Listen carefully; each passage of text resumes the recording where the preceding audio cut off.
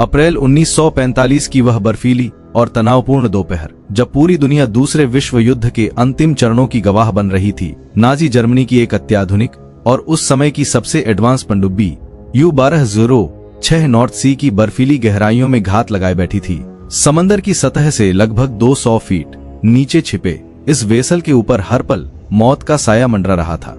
नीचे पानी का बेहिसाब दबाव था और ऊपर ब्रिटिश रॉयल एयरफोर्स के घातक विमान शिकारी परिंदों की तरह गश्त कर रहे थे। इसी भयानक दबाव और सन्नाटे के बीच सबमरीन के कैप्टन कार्ल एडोल्फ श्लिट ने एक ऐसी गलती कर दी जो युद्ध के इतिहास में कभी नहीं सुनी गई थी और न ही दोबारा दोहराई गई। कैप्टन ने सबमरीन के भीतर लगाए गए एक नए और बेहद जटिल हाई प्रेशर टॉयलेट सिस्टम का इस्तेमाल किया, लेकिन इसे फ्लश करते समय उन्होंने एक गलत वाल्व खोल दिया। चंद ही सेकंड्स के भीतर समंदर का अत्यधिक खारा पानी किसी मिसाइल की गति से टॉयलेट के रास्ते सबमरीन के अंदरूनी हिस्से में ब्लास्ट के साथ घुस गया।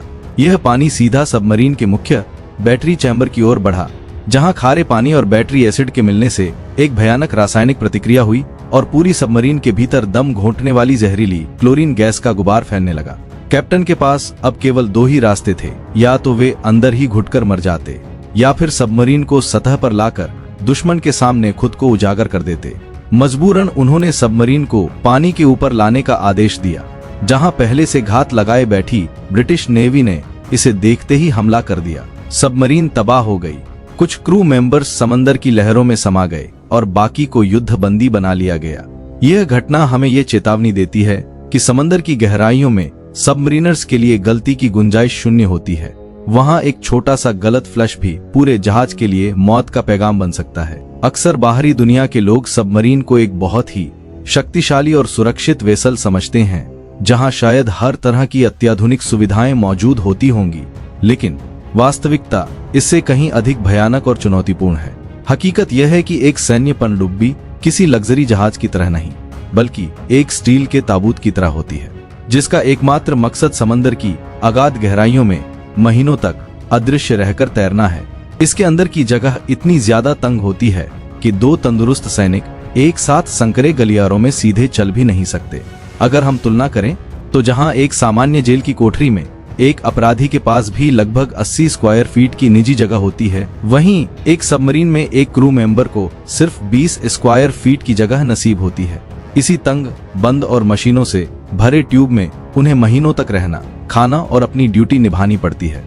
यहीं से सबमरीनर्स का सबसे बड़ा अदृश्य दुश्मन जन्म लेता है, क्लस्ट्रोफोबिया। यह एक ऐसी गंभीर मानसिक स्थिति है जिसमें तंग और बंद जगहों पर इंसान को सांस लेने में दिक्कत महसूस होती है, उसे पैनिक अटैक्स आने लगते हैं और उसकी दिल की धड़कन बेकाबू हो जाती है। इसी कारण नेवी की सख्त सिलेक्शन प्रक्रिया में उम्मीदवारों के मानसिक और मनोवैज्ञानिक परीक्षण को सबसे ज्यादा प्राथमिकता दी जाती है। यदि किसी भी सैनिक में तनिक भी बंद जगहों का डर पाया जाता है तो उसे तुरंत रिजेक्ट कर दिया जाता है, क्योंकि समंदर की गहराई में घबराहट में लिया गया एक भी गलत फैसला न केवल उस सैनिक की बल्कि पूरे क्रू की जान ले सकता है। सबमरीन के भीतर की जिंदगी का दूसरा सबसे बड़ा और थका देने वाला चैलेंज आपकी अपनी नींद और निजी बिस्तर होता है।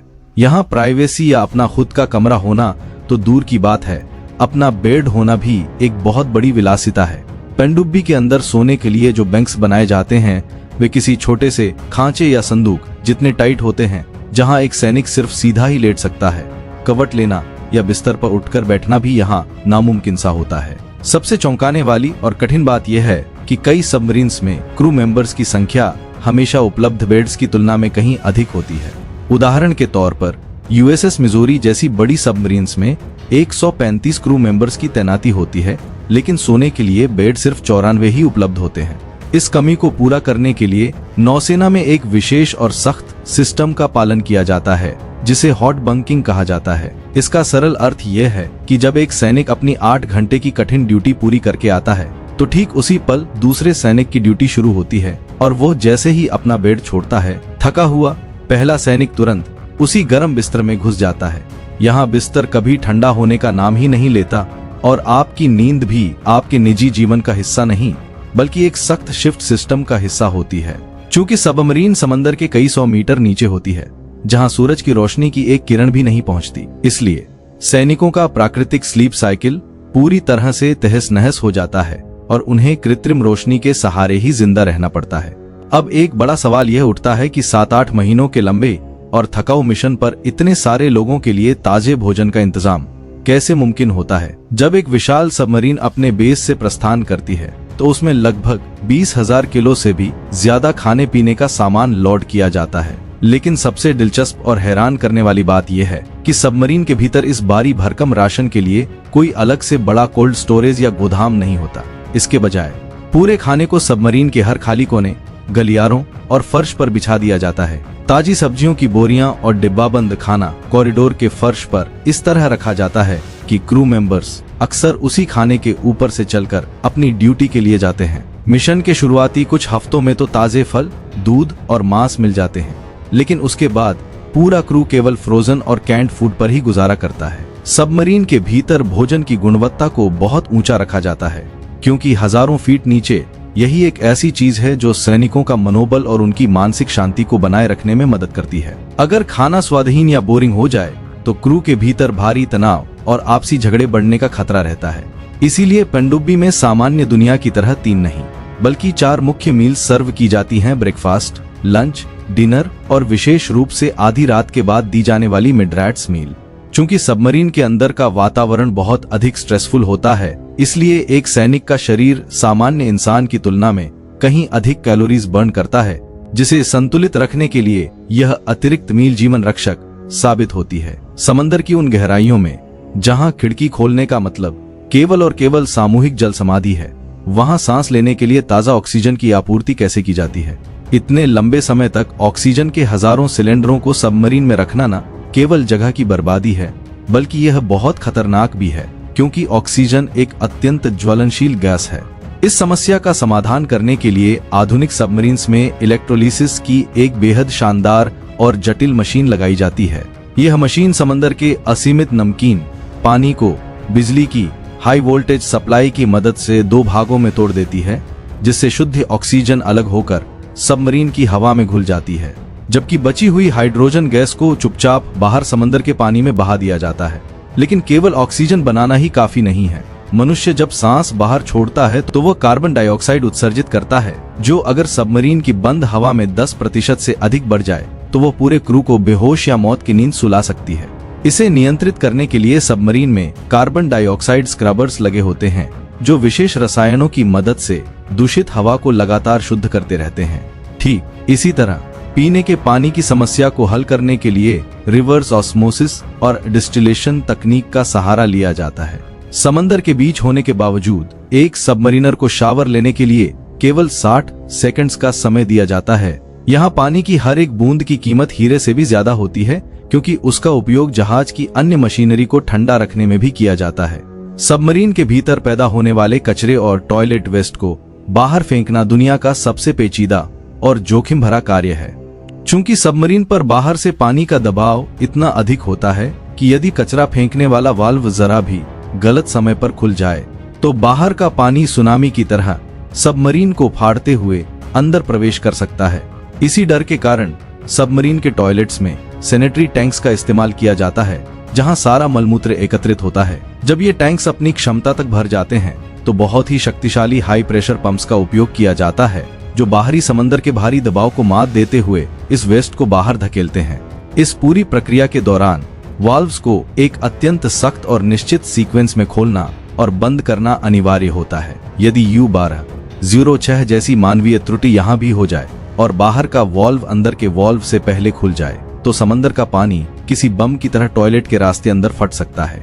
इसके अलावा ठोस कचरे को लोहे के मजबूत कंटेनर्स में भरकर कॉम्पैक्ट किया जाता है और अक्सर उन्हें टॉर्पिडो ट्यूब्स के माध्यम से बहुत ही खामोशी से समंदर की तलहटी में लॉन्च कर दिया जाता है, ताकि दुश्मन के रडार और सोनार को हमारी लोकेशन का सुराग भी न मिल सके। विशेषज्ञों का कहना है कि एक सबमरीनर का सबसे बड़ा शत्रु दुश्मन देश की सेना नहीं, बल्कि उसका अपना स्वयं का मस्तिष्क होता है। लगातार महीनों तक सूरज की रोशनी न देखना, परिवार और दोस्तों से पूर्णतः संपर्क कटा होना और हर दिन वही एक जैसी मशीनी गंध, वही लोहे की दीवारें और वही चेहरे देखना किसी भी मजबूत इच्छा शक्ति वाले इंसान को मानसिक रूप से तोड़ सकता है। ऐसी स्थिति में क्रू के बीच डिप्रेशन, एंजाइटी और अचानक होने वाले हिंसक व्यवहार का खतरा बना रहता है। इस मनोवैज्ञानिक चुनौती से निपटने के लिए सबमरीन के भीतर की रोशनी के साथ एक विशेष खेल खेला जाता है। दिन के घंटों के दौरान लाइट्स का रंग प्राकृतिक सुनहरी धूप जैसा रखा जाता है, लेकिन जैसे ही घड़ी में रात का समय होता है, पूरी सबमरीन की लाइट्स को लाल कर दिया जाता है।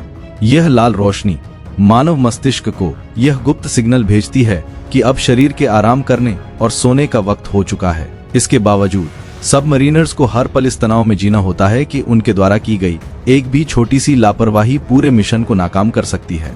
इतिहास गवाह है कि यूएसएस टैंक नाम की एक सबमरीन ने एक बार अपना ही टॉर्पिडो फायर किया, लेकिन गणितीय गणना में एक छोटी सी चूक की वजह से वह मिसाइल पानी में घूमकर वापस उन्हीं की सबमरीन से जा टकराई। पनडुब्बियों की यह अंधेरी और संकरी दुनिया असल में रोमांच से कहीं ज्यादा कठोर अनुशासन और अटूट बलिदान की कहानी है।